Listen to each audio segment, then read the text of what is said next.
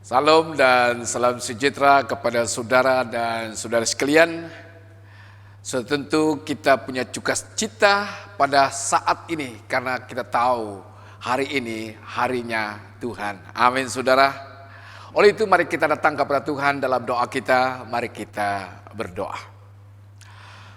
Bapa di sorga, pada saat ini Tuhan kami datang kepadamu dengan penuh pengucapan syukur atas rahmat dan kasih karunia Tuhan kepada kami. Sehingga kami saat ini Tuhan dapat berkumpul bersama-sama, mempelajari dan meninggikan dan mempermuliakan nama Tuhan. Oleh itu Tuhan kami siap untuk mendengar firman-Mu. Kiranya Engkau yang berbicara pada kami, kiranya Engkau memenuhi kami dengan firman-Mu, memenuhi kami dengan kuasa Roh Kudus-Mu, memenuhi kami dengan hadirat-Mu, dan biarlah Engkau ditinggikan, Engkau dimuliakan ya Tuhan. Berbicaralah Engkau kepada kami ya Tuhan, karena kami sudah siap untuk mendengar. Di dalam nama Tuhan Yesus, penyelamat kami yang hidup, kami sudah berdoa dan mengucap syukur. Semua katakan, amin. Saudara dan saudara sekalian, setelah kita mendengar pembacaan Injil daripada Matius pasal 13 ayat 31 sehingga ayat yang ke-32, maka tajuk khotbah saya yaitu sederhana tetapi luar biasa. Ada pepatah mengatakan, batu kecil mampu menimbulkan gelombang di laut luas. Sesuatu yang kecil atau sederhana memberi impak besar kepada ramai orang. Inilah yang diceritakan oleh Tuhan Yesus dalam perumpamaan ini. Matius 13 ayat 32 mengatakan, biji sawi adalah benih yang terkecil, tetapi apabila tumbuh menjadi lebih besar daripada segala tanaman, tanaman itu menjadi pokok sehingga burung datang berbuat sarang pada cabangnya. Saudara dan saudara sekalian, biji sawi adalah benih yang terkecil dari segala jenis biji benih. Namun dari yang terkecil itu boleh berubah menjadi tumbuhan yang besar. Sawi ini bukanlah sawi atau sayur yang kita kenal di tempat ini atau di Sabah atau di kampung. Tapi tumbuhan sawi ini merupakan tumbuhan yang keras dan besar. Dan itu ada di Timur Tengah. Sewaktu benih ini tumbuh, ia melebihi sayuran yang lain. Bahkan menjadi pokok, sehingga burung-burung boleh bersarang di cabang-cabangnya. Saudara-saudara sekalian, poin yang pertama, pengaruh dari yang terkecil. Mika pasal 5 ayat 1 mengatakan, Tuhan berfirman, hai Betlehem Efratah, engkaulah salah satu kota yang terkecil di negeri Yahuda. Tapi daripadamu aku akan memberi Israel seorang penguasa, asal usul nini moyangnya bermula dari zaman purbakala. Demikian pula halnya dengan kerajaan sorga. Pelayanan Tuhan Yesus di desa, di kampung, di tempat yang kecil. Dan dia mulakan pelayanan itu di tempat yang terpencil. Pelayanan Yesus kelihatannya sederhana. Dia berjalan kaki dari desa ke desa, dari kampung ke kampung, dari rumah ke rumah. Dia berkhotbah di tengah-tengah masyarakat yang beragama Yahudi. Tidak ramai orang yang percaya kepadanya. Yesus hanya mempunyai 12 orang murid. Saudara sekalian, kelihatannya seperti biji sawi. Sungguh pun pemberitaan tentang kerajaan surga bermula dari sesuatu yang kecil atau sesuatu yang sederhana. Namun di kemudian hari terjadi lebih besar, terjadi luar biasa. Saudara sekalian, pemberitaan tersebut membawa segala bangsa mengambil bahagian dalam kerajaan sorga. Pelayanan Yesus bermula dari kampung yang kecil di Galilea, kini menyebar luas sehingga ke seluruh dunia. Bermula dari zaman Tuhan Yesus sehingga kini pengikut Kristus bertambah dari hari ke hari. Oleh itu saudara dan sekalian, jangan anggap remeh terhadap perkara-perkara yang kecil. Jika kita mau melihat perkara kecil ini sesuatu yang kecil, baiklah kita memandangnya menurut cara pandang Allah. Itu adalah nilai-nilai kerajaan Allah. Itu bermaksud saudara sekalian, seseorang yang hidup di dalam kerajaan Allah perlu belajar dan menghargai hal-hal yang kecil, hal-hal yang simple, hal-hal yang sederhana. Persoalannya, manusia kadang hanya memperhatikan perkara-perkara yang besar. Manusia melihat perkara-perkara yang populer. Manusia sering melihat sesuatu yang terkenal. Saudara sekalian, seringkali kita lupa bahwa hal-hal yang besar dimulai dari hal-hal yang kecil, hal-hal yang sederhana, hal-hal yang tidak terpandang. Kepada jemaat di Korintus, Paulus menegaskan supaya tidak menilai seseorang itu menurut ukuran manusia. 2 Korintus pasal 5 ayat 16 mengatakan, oleh itu kami tidak lagi menilai seseorang menurut penilaian manusia. Dahulu kami memang pernah menilai Kristus menurut penilaian manusia, tapi sekarang tidak lagi. Saudara sekalian, Rasul Paulus mengakui sebelum dia menjadi Paulus, dia adalah Saulus. Dia adalah penantang Kristus.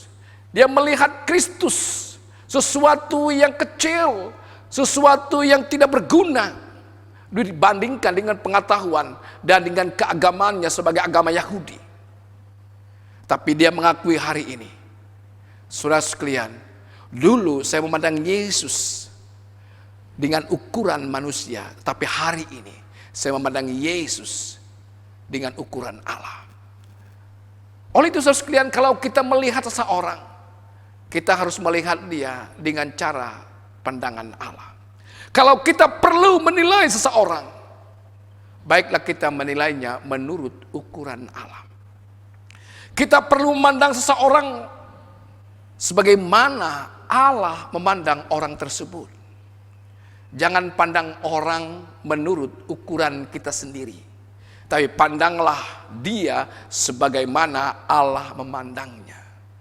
Itu hanya dapat kita lakukan jika kita membiarkan diri kita dikuasai oleh Tuhan Yesus. Saudara sekalian, kadang-kadang kita melihat orang, oh orang ini tidak boleh melayani, oh orang ini tidak layak. Saudara, itu pandanganmu, tapi pandangan Allah, orang ini layak dipakai oleh Tuhan.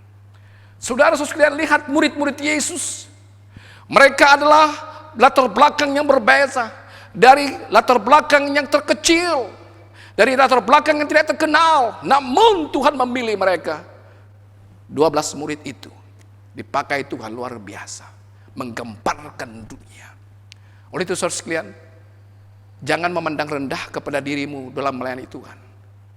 Pandanglah dirimu di hadapan Tuhan, bahwa engkau sendiri siap untuk dipakai oleh Tuhan.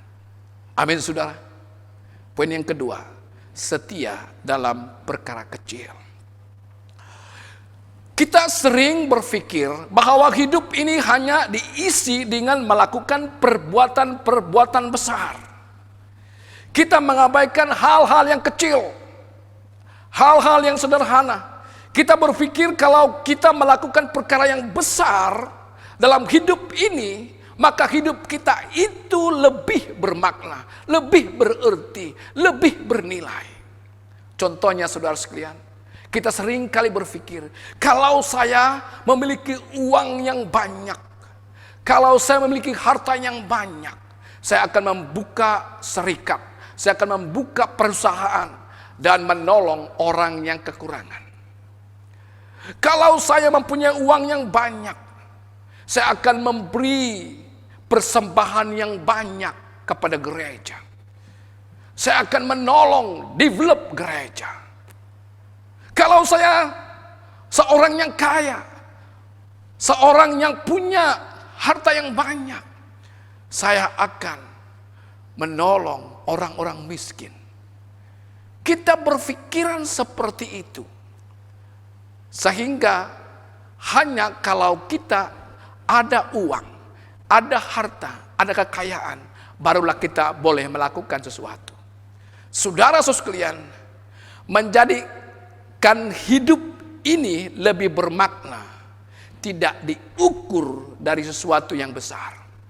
Tapi ketika kita melakukan perkara yang kecil, itu kan memberi impak yang besar kepada kehidupan ramai orang.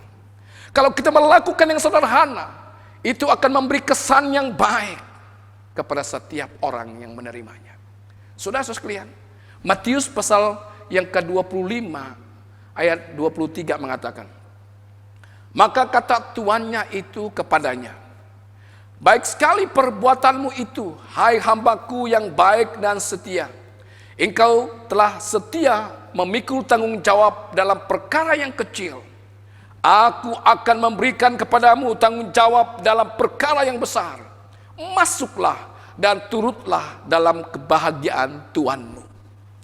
Saudara dan saudara sekalian, Yusuf dan Daud merupakan tokoh iman dalam Alkitab selain Yesus. Yusuf dan Daud terkenal dalam Alkitab. Salah satu sifat mereka adalah kesetiaan kepada Tuhan. Mereka diuji sedemikian rupa. Mereka menang menghadapi ujian-ujian tersebut dengan kesetiaan. Ramai orang yang mempunyai visi yang besar dan mempunyai kemampuan yang besar, tetapi sedikit orang yang mempunyai sifat kesetiaan kepada Tuhan. Saudara dan saudara sekalian, Tuhan memandang kita apakah kita setia kepadanya. Saya percaya bila kita setia dalam perkara kecil, Tuhan akan mempercayakan perkara yang lebih besar kepada kita. Setiap hamba Tuhan yang bernama besar, yang pernah ada, baik yang disebut dalam Alkitab maupun yang disebut dalam sejarah Alkitab atau sejarah Kristen, tidak langsung dipakai luar biasa, tetapi terlebih dahulu melalui proses dan menghadapi banyak ujian. Mereka melalui masa-masa pengujian. Mereka melalui banyak kesukaran, tetapi dengan setia sehingga akhirnya Tuhan mempercayakan dan memakai mereka dengan luar biasa. Amin, saudara. Saudara-saudara sekalian, Daud dipilih Tuhan menjadi raja Israel bukan karena penampilannya, bukan karena perawakannya, bukan karena kekuatannya, melainkan karena hatinya. Tuhan memilih Daud sebab Daud setia menjaga domba-dombanya. Sungguh pun itu hanya 2-3 ekor. Dia mengorbankan jiwanya, dia mengorbankan masanya, dia mengorbankan kedudukannya. Dia melawan singa, dia melawan beruang demi membela, demi menyelamatkan domba yang digembalakannya. Kalau hanya 2-3 ekor, Daud sudah setia menggembalakannya dengan segenap hati, sudah pasti ia akan setia memimpin bangsa Israel dengan baik. Perkara inilah yang menyebabkan Tuhan memilih Daud. Dalam perkara inilah Tuhan menjadikan Daud Raja Israel karena dia setia dalam melakukan perkara-perkara yang kecil. Saudara dan saudara sekalian, seorang lagi yaitu Yusuf. Yusuf dipromosikan oleh Tuhan menjadi pemimpin di Mesir sebab dia setia melayani dengan baik dimanapun Tuhan menempatkannya. Walaupun Yusuf dijual menjadi hamba abdi, tetapi ia tetap setia melayani dengan baik sehingga tuannya mempercayakan seisi rumahnya. Sungguh pun Yusuf dipenjarakan, ia tetap setia melayani dengan baik sehingga ketua penjara dan dia memberikan kepercayaan kepadanya sehingga dia mengatur segala isi penjara itu. Saudara-saudara sekalian, saya percaya kalaulah Yusuf hanya meratapi, menangisi, mengutuki nasibnya, ia tidak akan dipromosi oleh Tuhan menjadi pemimpin. Kalau hanya Yusuf mengatakan melihat kelemahannya, kalau hanya Yusuf melihat kekurangannya, kalau hanya Yusuf menyesali hidupnya, saya percaya Tuhan tidak akan mempromosi Yusuf. Saudara-saudara sekalian, kadang kita melihat hidup kita. Kita ini berlatar belakang yang tidak berpelajaran. Aku tidak mau dipakai Tuhan. Aku ini kekurangan dalam segala segi. Aku tidak layak melayani Tuhan. Saudara, tapi kalau engkau melakukan yang setia, melakukan perkara yang setia di hadapan Tuhan, Tuhan melihat kesetiaan kita. Bukan melihat kemampuanmu, bukan melihat keadaanmu, sungguh pun itu penting. Tetapi Tuhan melihat bahwa apakah engkau setia melayani Dia. Apakah engkau setia mentaati firman-Nya. Apakah engkau taat kepada Tuhan.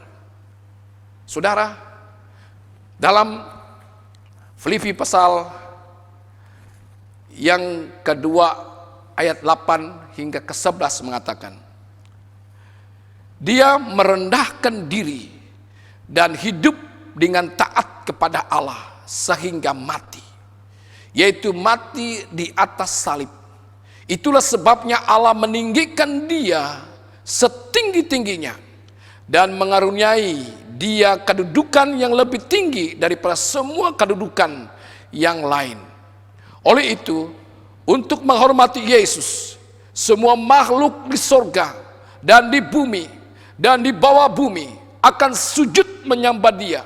Mereka semua akan mengaku bahwa Yesus Kristus ialah Tuhan. Dengan demikian Allah Bapa dimuliakan. Saudara dan saudara sekalian, lihat segala makhluk di surga, di bumi mengakui bahwa Yesus adalah Tuhan. Sewaktu Yesus ada di bumi ini, waktu dia dilahir, tidak dipandang, tidak dihargai. Tetapi segala makhluk di langit, segala makhluk di sorga, segala makhluk di bumi, akhirnya akan mengakui bahwa Yesus adalah Tuhan. Saudara-saudara sekalian, Yesus adalah penyelamat. Tuhan Yesus adalah jalan, kebenaran, dan kehidupan. Siapa yang menerima dan percaya kepadanya beroleh kehidupan yang kekal selama-lamanya. Biji sesawi kecil, tapi apabila ditanam, dia akan bertumbuh dan membesar. Kerajaan Allah kelihatannya kecil, tapi apabila dia bertumbuh, membesar, dia akan membawa perlindungan, keselamatan, kehidupan yang kekal kepada setiap orang yang percaya kepadanya. Mother Teresa berkata, tidak semua dari kita dapat melakukan hal-hal yang besar, tetapi kita dapat melakukan hal-hal yang kecil dengan penuh cinta. Ingatlah saudara-saudara sekalian bahwa biji benih sawi sekalipun kecil namun memiliki impak yang luar biasa kepada ramai orang. Sekecil apapun yang kita perbuat, selagi itu kita lakukan berkenan di hadapan Tuhan, Ia memberi impak dan memberi berkat kepada setiap orang. Oleh itu saudara sekalian, mari kita melakukan dengan setia, mengikuti Tuhan dengan setia, meletakkan iman kita kepada Tuhan dengan setia, dan kita menjalani hidup kita setiap hari setia kepada Tuhan. Sebab kesetiaan itu membawa impak yang besar kepada diri kita, kepada keluarga kita, bahkan kepada ramai orang. Amin saudara, mari kita berdoa. Terima kasih Tuhan atas firman-Mu yang sederhana. Kiranya setiap kami yang mendengar firman-Mu ya Tuhan, akan dijamah, dipenuhi dengan kuasa Roh Kudus-Mu. Dan biarlah benih firman-Mu akan bertumbuh dalam hidup kami, dan membawa impak yang besar kepada setiap orang di sekeliling kami. Dan Engkaulah dipermuliakan, Engkaulah ditinggikan ya Tuhan. Kami berdoa Tuhan, supaya firman-Mu yang hidup memberi impak kepada seluruh manusia di dunia ini, dan mereka diselamatkan, dan mereka memiliki kehidupan yang kekal di dalam Engkau. Terpujilah nama-Mu Bapa, di dalam nama Tuhan Yesus, penyelamat kami yang hidup, kami sudah berdoa dan mengucap syukur. Semua katakan, amin.